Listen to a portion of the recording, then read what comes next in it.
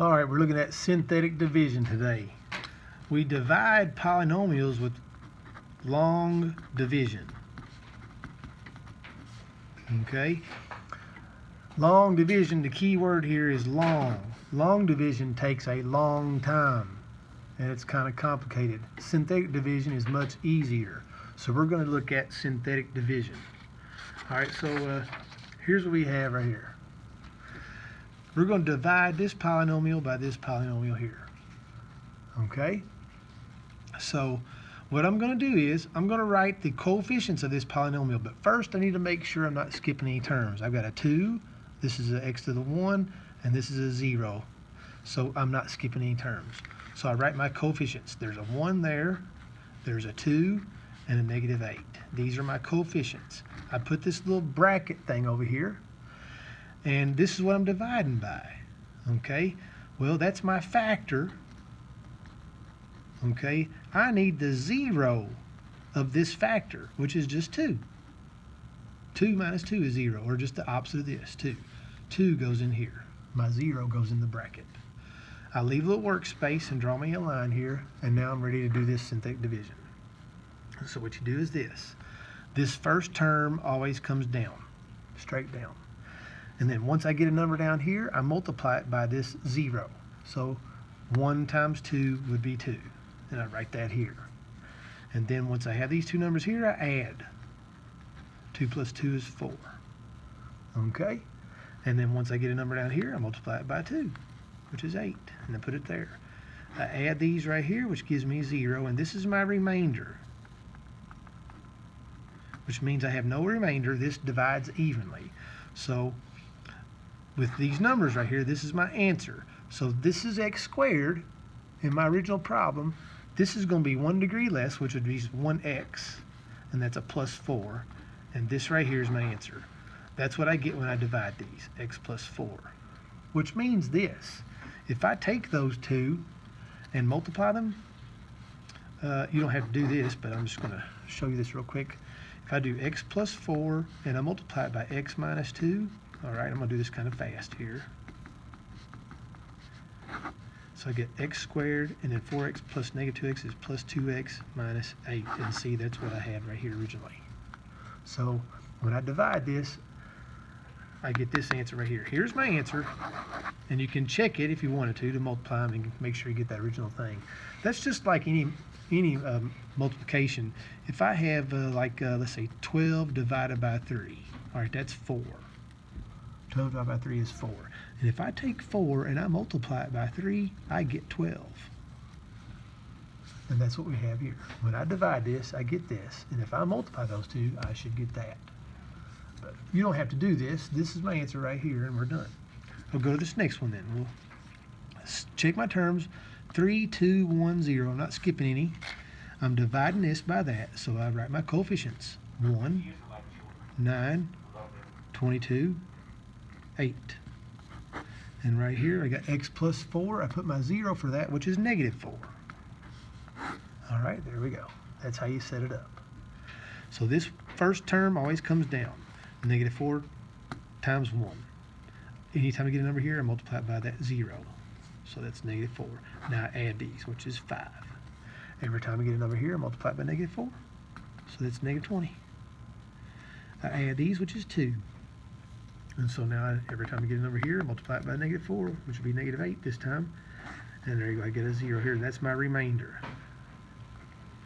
So this is my answer right here, which is 1 degree less. So since that's x third, this will be 1x squared plus 5x plus 2, and that's my answer right there. Okay, going to this one. 3, oh look, I'm skipping a term here, so this is a 1x to the 3. I have no x squareds, minus 4x plus 15. See, if you skip a term, you got to put a 0 in for it. Okay, now I'm going to put my 0 for this, which is negative 3, and I'm ready. All right, so the 1 comes down. Negative 3 times 1 is negative 3.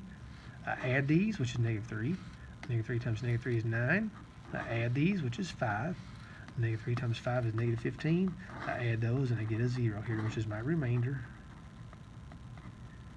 And so this is my answer, and I put my x's on it. So this is x3, this is 1 degree less, so it's x2 minus 3x plus 5, and there's my answer right there. Okay, here's another one. 4, 3, all right, I'm skipping the x3 term here. 2, 1, all right, so we got 1, 0, -4, -17, and 6. And then I'm going to put my 0 for this, which is positive 3. And I'm ready to do it. This number comes down. 3 times 1 is 3. I add these, which is 3. 3 times 3 is 9. Add those, I get 5. 3 times 5 is 15. I add these, I get -2. 3 times -2 is -6. I add those, and I get 0. That's my remainder.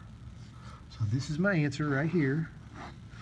And it's 1 degree less. So this is x to the third plus 3x squared plus 5x minus 2. And that'd be my answer right there. Okay.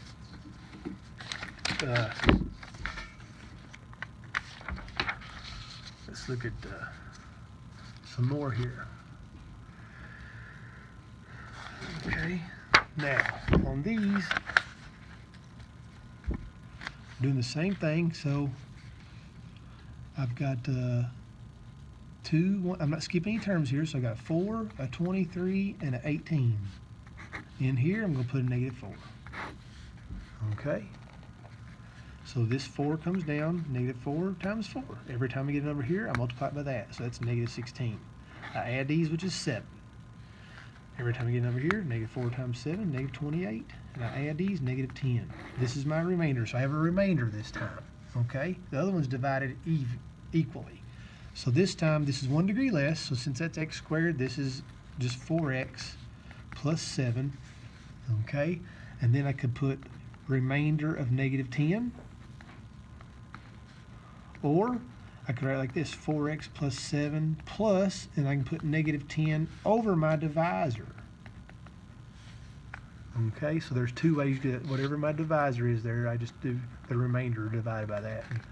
And so either one of these would be what my answer would be. Okay, you could write it either way. So here's one here. 4, 3, oh, I'm skipping a square term. So I got 10, 29, 0, 21, 29. All right, I'm going to put my 0 for this, which is -3. All right, so the 10 comes down. -3 times 10 is -30. Add these, -1. -3 times -1 is 3. Add these, 3. -3 times 3 is -9. Add those, 12. -3 times 12 is -36. Add these, -7. And this last one is my remainder. So 1 degree less, this is x4. So this is going to be 10x3 minus x squared plus 3x plus 12. And then I have a remainder of -7, so I can put plus, and I can put -7 over my divisor. Or I could just have remainder -7. Okay? And so let's do this one right here. This is a big one. We'll do this one for the last one. 5, 4, 3, 2, 1. All right, we're not skipping any terms. So I got a 1, 6, -26. Space these out a little bit. Don't get them too close. All right, and I'm going to divide by +2. Okay, so that's how you set it up. So look at it there. That's how you set it up. My coefficients for each term, spread them out some, and then the 0 for this goes here. So first one comes down, and then I do 2 times it. And that goes there. I add these to get 8. 2 times it, 16. Add these, -10. 2 times it, -20. Add these, -2. 2 times it, add these, 3. 2 times it, add these, -9. That's my remainder. Okay, so I'm going to have 1 degree less. This is x5. Okay, so I'm going to have x4 plus 8x3 minus 10x squared minus 2x plus 3, and then plus a -9 over my divisor. And that's my answer right there. This is my answer. Okay, or I could just put right here, I could just put r, -9. Okay? Now, this is what I like about this synthetic division. Suppose I have this function right here, and I want to find the function value of -1. Well, I can punch it in. So this is what I'm going to do. So I've got 5, and I got -1 in parentheses to the 4th power. All right, then I got +3, and I got -1 to the 3rd power. And then I have -5, and then a -1 squared, and +7 times -1, and then -1. And I get -11 for that. Alright, so that took me a little bit punching that in, but really I could do this with synthetic division. And let me show you that. So like first 4, 3, 2, 1, 0, not skipping any terms. Alright, so I'm going to have my 5, 3, -5, 7, -1, and I'm going to put -1 right here. I'm going to do my synthetic division. So the 5 comes down, and I do -1 times it, which is -5. I add these, which is -2. -1 times -2 is +2. I add these, I get -3. And then I do -1 times it. So -1 times -3 is +3. I add these, I get 10. -1 times 10 is -10. I add these, I get -11. And right there is my function value. Which I thought that's what I had a while ago, but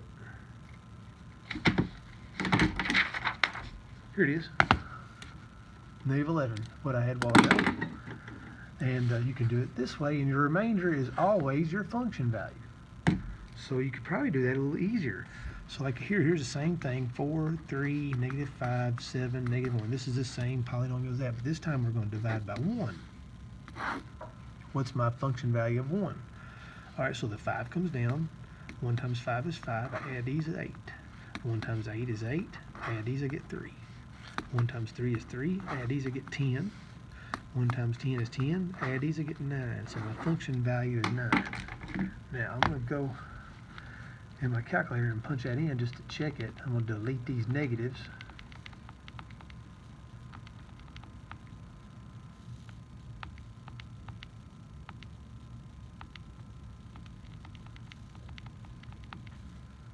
Alright, and I should get 9. Oh, me, I didn't. I might not have put something in right.